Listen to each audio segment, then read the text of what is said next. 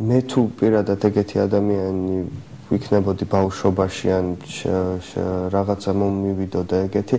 ყოველთვის რაღაცა იმ პატარა სიბოროტით რო იწყება მე ხვდები რომ ის რო გააკეთე უფრო დიდიც შეიძლება გამოგივიდეს უფრო დიდს რო გააკეთებ უზარმაზარი შეგიძლია გამოგივიდეს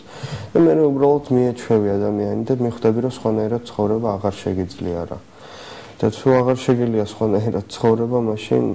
ერთადერთი გამოსავალი იქნება შენ თავში დაძლიო ეს ძალა და მართლაც აი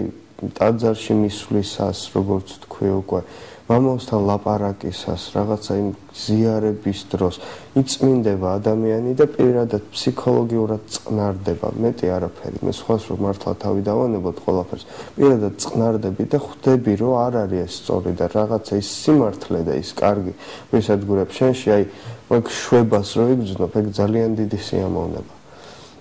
რაოდ ბევრი ვერ ხვდება ამას და როცა მიხვდებიან მართლა აუცილებლად უმეტესობა მიხვდება და რომ მართლა იმ ეზიარება როცა მონასტერში მივა უბრალოდ დადგება და ფიქრებს სწორად დააყენებს სწორ გზაზე თავის ფიქრებს მაშინ მიხვდება რომ ძალიან კარგია კარგად ცხოვრება და არა ის მიჩვეული სიბოროტე რომელიც მხოლოდ მიჩვეული იყო და არა გათვითცნობიერებული